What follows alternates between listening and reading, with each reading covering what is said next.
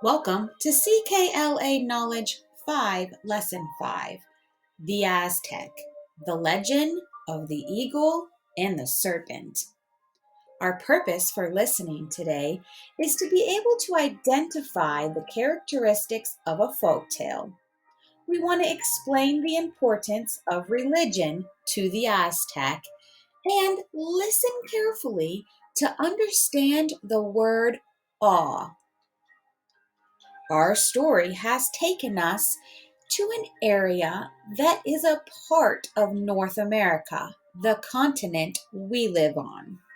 Remember, the Maya also lived in this area in the rainforests of Mexico and Central America. Central Mexico is also home to our next civilization we're learning about, the Aztec civilization. One place you are going to hear about a lot in today's read aloud is Lake Texcoco. That's a natural lake in the valley of central Mexico.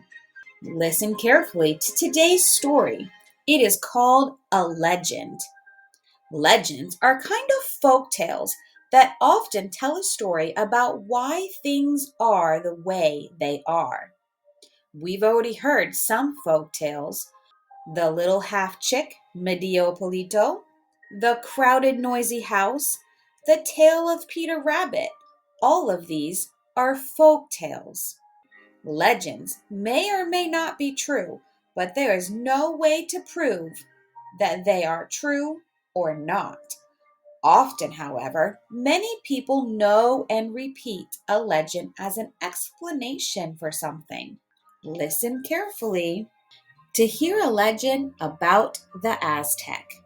The Aztec people had been walking every day for months searching for a new home. They carried the oldest and youngest among them. Some of the weakest were not able to complete the long journey. Some new Aztec had been born on the way and were passing their first days of life in the constant motion of travel. They took short breaks to eat, stopping only at night to sleep. Now the Aztec were in the center of a great valley, an area of low land between hills or mountains. Their leaders at the front of the long line strode once more to the old high priest. "Is this the right place for us to stop?" the leaders asked. "Is this our new home?" The priest was very old. His long hair was gray and wrinkles furrowed his brow, but he stood as straight as the mightiest warrior. When he spoke, it was always with a voice that was strong and sure. Once again, he told them, "No, not yet. We are waiting for a sign from the gods. When they want us to stop and make a home, they will tell us." So the journey continued.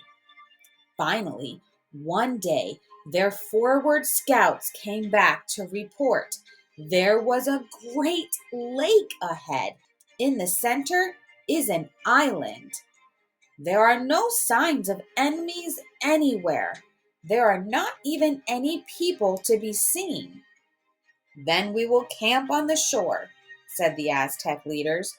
"We can all use a rest, and we can wash the dust off ourselves." So they all moved forward. In several hours, they had reached the lake shore. Suddenly, the high priest's eyes looked open wide. He raised his hand and pointed. "Look!" he exclaimed. "On the island!" The people all turned to see what the priest had seen. On the island stood a tall green cactus. Sitting atop it, unharmed by the cactus's sharp thorns, was a great bird, an eagle. One of its powerful hooked talons, or claws, held the eagle steady on the cactus branch. In its other talon was a long, wriggling snake.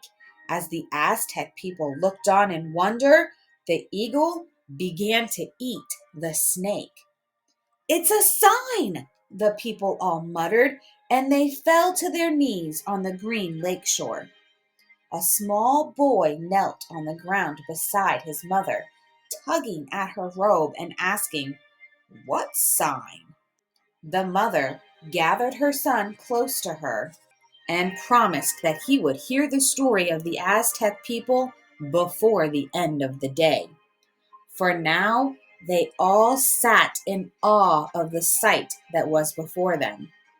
They sat in wonder. Other children were also curious about this unusual sign. Why were their parents and grandparents so amazed by the sight of the eagle eating the snake? That afternoon, they sat in wonderment at the foot of the ancient priest as he told the story that had been passed down among the Aztec for generations.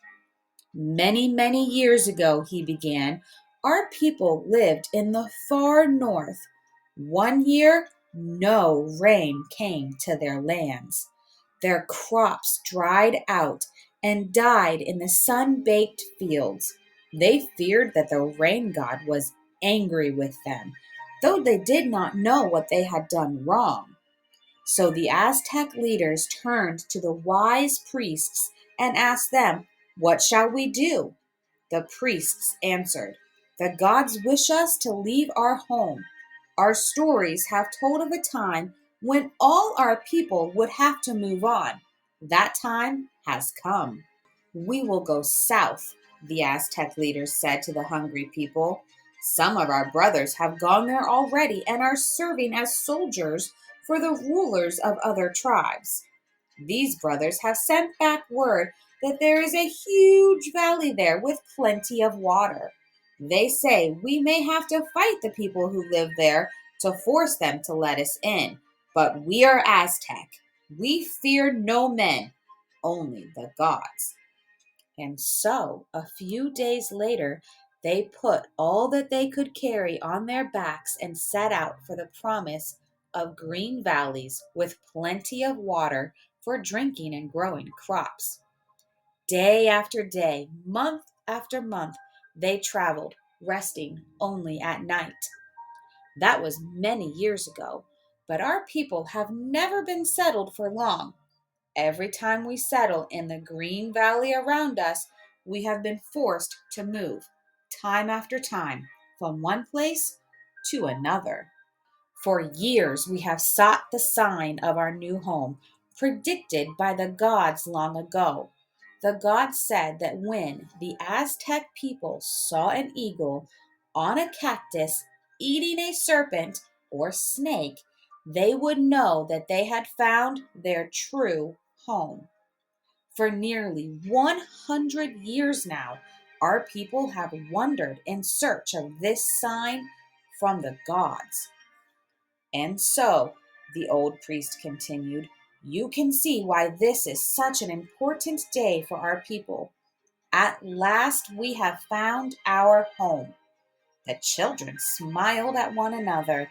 They began to understand the importance of seeing the wondrous sight of the eagle eating the snake.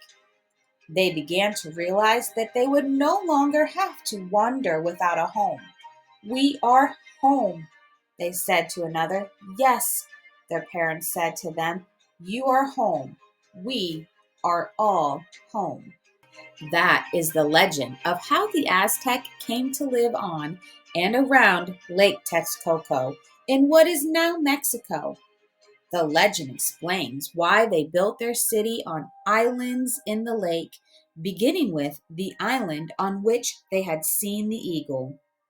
In the middle of the story, you heard that everyone was amazed at the sight of the eagle and the snake. Why was that? Think about this with your teacher and your classmates. Have fun talking about this legend.